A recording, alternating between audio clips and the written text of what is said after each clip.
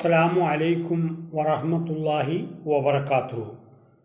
മാന്യ പഠിതാക്കളെ, ഇന്ന് നാം ഒരു പ്രത്യേക രീതിയിലുള്ള പഠന സമ്പ്രദായം പഠിക്കുകയാണ്. അതായത് അറബി വ്യാകരണം പഠിക്കാൻ ആരംഭിക്കുകയാണ്.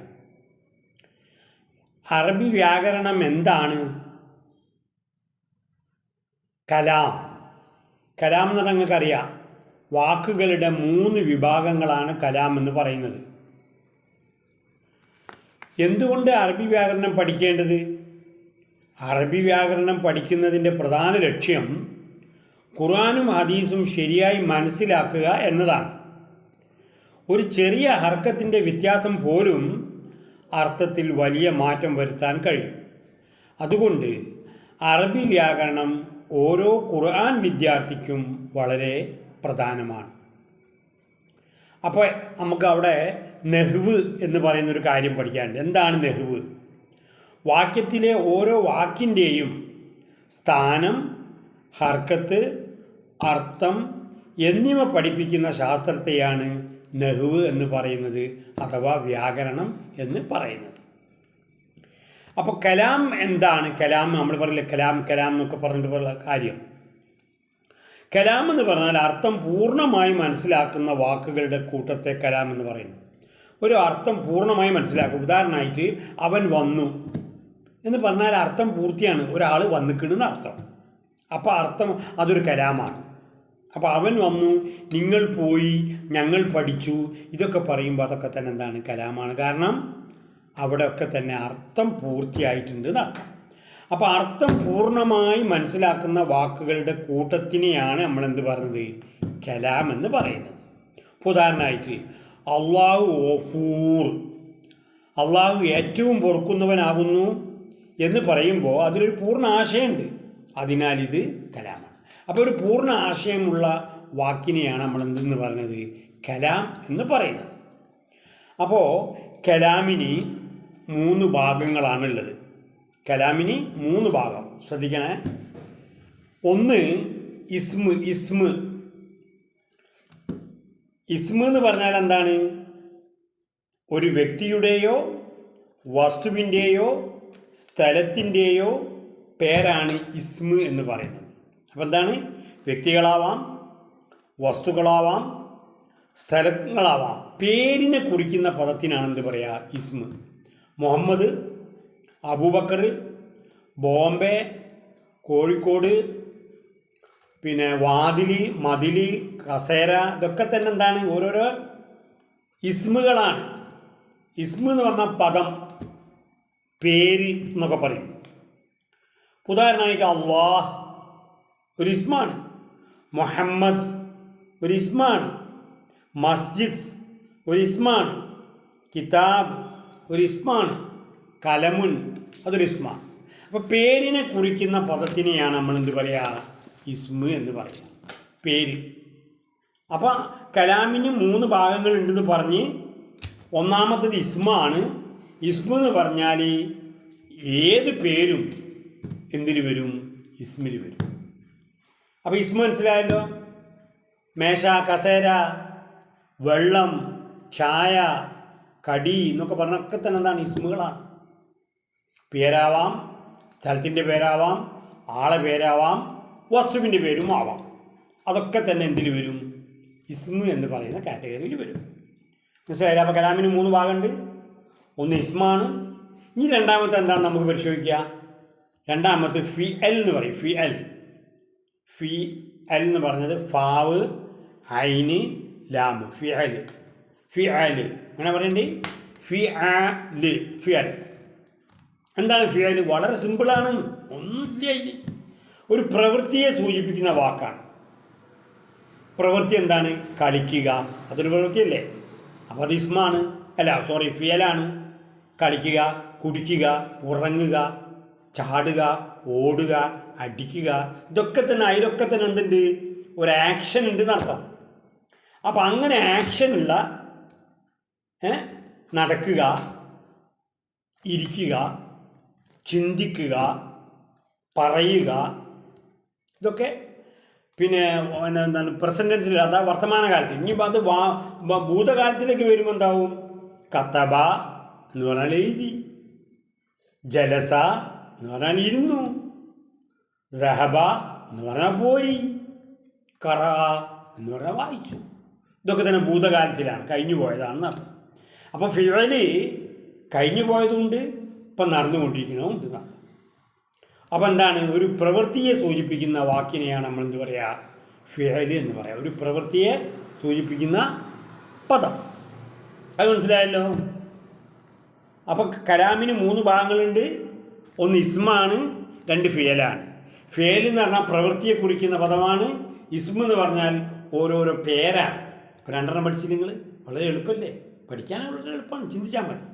അപ്പോൾ കലാമിൻ്റെ 3 ഭാഗങ്ങളിൽ 2 നമ്മൾ പഠിച്ചു കഴിഞ്ഞാണ്. കലാമിന് 3 ഭാഗം പറഞ്ഞോളിയും. ഏതെല്ലാണ്? ഇസ്മ പേരുകളാണ്, ഫിഅല് പ്രവൃത്തികളാണ്. പ്രവൃത്തികൾ എന്ന് പറഞ്ഞാൽ അവിടെ ഒരു ആക്ഷൻ ഉണ്ടാവും, ഒരു ചെയ്യുന്ന ഒരാളുണ്ടാവും. ആ ആളെന്തെങ്കിലും കാര്യങ്ങൾ ചെയ്യുകയാണെങ്കിൽ അതിനാണ് നമ്മൾ പറയുക പ്രവൃത്തി. എഴുതാന്ന് പറഞ്ഞാൽ ഒരു എന്താണ് എഴുതി എന്ന് പറഞ്ഞാൽ നമ്മളൊരു പേന വേണം, കടലാസ് വേണം, പിന്നെ ഒരു ഒരു ഒരു ഒരു ഒരു പ്രവൃത്തി അവിടെ നടക്കും. ഇങ്ങനെ ഒരാളിങ്ങനെ പേന എടുത്തിട്ട് കടലാസിനെ മുകളിൽ എഴുതുന്നത്. അപ്പോൾ അതാണ് പ്രവൃത്തി എന്ന് പറഞ്ഞത്. അപ്പോൾ നിങ്ങൾക്ക് അതിൽ സംശയങ്ങളൊന്നുമില്ല. വളരെ എളുപ്പമാണ്, സിമ്പിളാണ്. അറബി വ്യാകരണം എന്ന് പറഞ്ഞാൽ ഒന്ന് നമ്മൾ മെനക്കെട്ടാൽ കിട്ടും. അപ്പം അതിൻ്റെ തുടക്കത്തിലുള്ള ക്ലാസ്സാണിത്. ഇപ്പം നിങ്ങൾക്ക് തന്നെ മനസ്സിലായല്ലോ. കലാമെന്ന് പറഞ്ഞാൽ 3 ഭാഗങ്ങളാണ് കലാമിനുള്ളത്. ഒന്നാമത് നിങ്ങൾ പഠിച്ചു കഴിഞ്ഞ് ഇസ്മ്, രണ്ടാമത് നിങ്ങൾ പഠിച്ചു കഴിഞ്ഞ് ഫിഅല്. ഇനി മൂന്നാമത്തേലേക്ക് വരാം. നമുക്ക് എന്താണ് മൂന്നാമത്തെ? പിന്നെ ഹർഫ് എന്ന് പറയും. ഹർഫിൻ്റെ പ്രത്യേകത എന്താ അറിയോ? സ്വതന്ത്രമായി പൂർണ്ണ അർത്ഥമില്ല, പൂർണ്ണമായിട്ടൊരു അർത്ഥം കിട്ടൂല നിങ്ങൾക്ക്. മറ്റൊരു വാക്കിനോടൊപ്പം വന്നാൽ അർത്ഥം ഉണ്ടാവും. ഒരു വാക്കിൻ്റെ കൂടുതൽ നിൽക്കുകയാണെങ്കിൽ അർത്ഥം ഉണ്ടാവും. സ്വന്തമായിട്ട് എന്തില്ല? അർത്ഥമില്ല. അതിനാണെന്ത് പറയുക? ഹർഫ് എന്ന് പറയാം. അപ്പോൾ ഇസ്മു എന്ന് പറഞ്ഞാൽ പേരാണ്, ഫിഅൽ എന്ന് പറഞ്ഞാൽ പ്രവൃത്തിയാണ്. ഹർഫ് എന്ന് പറഞ്ഞാൽ സ്വന്തമായി അർത്ഥമില്ലാത്തൊരു പദം. ഉദാഹരണമായിട്ട് ഫീ എന്ന് പറഞ്ഞാൽ അറബിയിൽ ഇൽ എന്നാണ് അർത്ഥം. അപ്പം അതിൻ്റെ കൂട്ടത്തിലൊരു മസ്ജിദ് എന്ന് വെച്ച് നോക്കി. അപ്പം എന്താ? ഫിൽ മസ്ജിദ്, പള്ളിയിൽ. ഫീന്ന് മാത്രം പറയുകയാണെങ്കിൽ ഇൽ എന്നാണ് അർത്ഥം. ഇല എന്ന് പറഞ്ഞാൽ ലേക്ക് എന്നാണ്. അപ്പോൾ അതിന് പൂർണ്ണമായിട്ടുള്ള ഒരു അർത്ഥം ഇല്ലല്ലോ ഇല എന്ന് പറയുമ്പോൾ. എന്നാൽ നിങ്ങൾ ഇലൽ മദ്രസ എന്ന് പറഞ്ഞാൽ എന്താണ്? മദ്രസയിലേക്ക്. അപ്പോൾ അതിന് അർത്ഥം വന്നു. സ്വന്തമായിട്ട് അർത്ഥമില്ല, എന്നാൽ മറ്റുള്ള ഇസ്മിൻ്റെ കൂട്ടത്തിൽ കൂടുമ്പം മൂപ്പരിക്ക് അർത്ഥം വരും. മിൻ എന്ന് പറഞ്ഞാൽ നിന്നാണ്, നിന്ന്. അപ്പം മിൻ എന്നുള്ളതിൻ്റെ കൂടുതൽ ജന്നത്ത് വെച്ചോളി. മിനൽ ജന്നത്തി. അപ്പം എന്താണ്? സ്വർഗത്തിൽ നിന്ന്, മിനൽ ജന്നത്തി. ഇനി അല എന്ന് പറഞ്ഞാൽ അർഫാണ്. അതിൻ്റെ അർത്ഥം മുകളിൽ നിന്നാണ്. അലൽ കുർസി, കസേരൻ്റെ മേലെ. അപ്പം അല കിട്ടി, ഇല കിട്ടി, മിന്ന് കിട്ടി, ഫീ കിട്ടി. ഇനിയും കിട്ടും. ഹർഫ് ഇനിയും പഠിക്കാണ്ട് നിങ്ങൾക്ക് ഇൻഷാ അല്ലാഹ്. ഇപ്പം ഇതിങ്ങനെ മെല്ലെ നമുക്ക് പഠിക്കുകയാണ്. അപ്പോൾ ഇനി ഞാൻ കാര്യങ്ങളൊന്ന് പറയുകയാണ്. ഇപ്പോൾ ഉദാഹരണമായിട്ട് മസ്ജിദ് എന്ന് പറഞ്ഞാൽ ഇസ്മാണ്. പിന്നെ കത്തബ എന്ന് പറഞ്ഞാൽ ഫിയലാണ്, എഴുതി എന്നാണ്. ഫീ എന്ന് പറഞ്ഞത് ഹർഫാണ്, ഇൽ എന്നാണ് അർത്ഥം. പിന്നെ മുഹമ്മദ് എന്നുള്ളത് ഇസ്മാണ്. ദഹബ എന്നുള്ളത് പോയി എന്നുള്ളത് ഇസ്മാണ്. ദഹബ എന്ന് പറഞ്ഞത് ഫിയലാണ്, പോയി, ഒരു പ്രവൃത്തിയാണല്ലത്, പോക്ക്. അപ്പോൾ ഇന്നത്തെ പാഠത്തിൻ്റെ ചുരുക്കത്തിൽ എന്താ വരുന്നത് വെച്ചാൽ അറബി വ്യാകരണം ഖുർആൻ മനസ്സിലാക്കാൻ സഹായിക്കുന്നു. പൂർണ്ണ അർത്ഥമുള്ള വാക്കുകളുടെ കൂട്ടം കലാമാണ്. കലാമിന് 3 ഭാഗമുണ്ട്. അതെന്താണ്? ഇസ്മ്, ഫിയല്, ഹർഫ്. ഓക്കെ. ഇനി ഹോംവർക്ക് നമുക്കൊന്ന് നോക്കുക. താഴെ പറയുന്ന വാക്കുകളെ 3 വിഭാഗങ്ങളായിട്ട് തിരിച്ച് എഴുതണം. അത് നിങ്ങൾക്കൊരു വർക്ക് ഞാൻ തരാണ്. അത് നിങ്ങൾ പറഞ്ഞാൽ മതി കേട്ടോ അതിൻ്റെ ഉത്തരം. അപ്പോൾ അത് ഏതെല്ലാണത്? തിരിക്കാൻ 3 തിരിക്കണം. അങ്ങനെ ഇസ്മ ഏതാണ്, ഫിഅൽ ഏതാണ്, ഹർഫ് ഏതാണ്? ഞാൻ പറയുന്ന ഈ വാക്കുകൾ നിങ്ങൾ എനിക്ക് ഓഡിയോയിൽ ഇങ്ങോട്ട് തരണേ. 1 കലമുൻ, 2 മിൻ, 3 ജലസ, 4 ബൈത്ത്, 5 ഇല, 6 ഫതഹ്.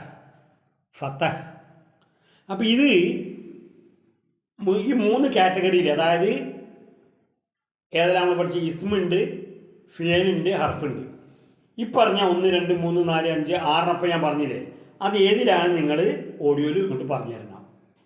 ഓക്കെ, ഇന്നത്തെ ക്ലാസ് കഴിഞ്ഞ് അതുള്ളൂ. അപ്പോൾ കലാമിന് 3 ഭാഗങ്ങൾ. ഒന്ന് ഇസ്മാണ്, ഒന്ന് ഫിയലാണ്, ഒന്ന് ഹർഫാണ്. ഇത് 3 എപ്പോഴും നിങ്ങൾ തലയിൽ ഇങ്ങനെ ഓർമ്മിച്ച് വെക്കണം. അടുത്ത ക്ലാസ്സിലേക്ക് ഇതിൻ്റെ കണ്ടിന്യൂറ്റിയാണ് വരിക. സിമ്പിളല്ലേ? ആകെ 10 മിനിറ്റിൻ്റെ ക്ലാസ്സല്ലേ ഉള്ളൂ. അപ്പോൾ അതൊന്നും അങ്ങോട്ട് പഠിക്കുക. ഇനി നമ്മൾ ഇൻഷാ അല്ലാഹ് അള്ളാഹു പഠിക്കാനുള്ള തൗഫീക്ക് നൽകി അനുഗ്രഹിക്കുമാറാകട്ടെ. ഇനി എല്ലാ ക്ലാസ്സിനെ പോലെ തന്നെ 10 ടാസ്കുകൾ ചെയ്യാനുണ്ടാവും. അത് ഞാൻ വേറെ ഓഡിയോ ആയിട്ട് തന്നെ ഇടാം. അതിനുള്ള ഉത്തരങ്ങൾ പറഞ്ഞു തരണം കേട്ടോ ഇൻഷാ അല്ലാഹ്.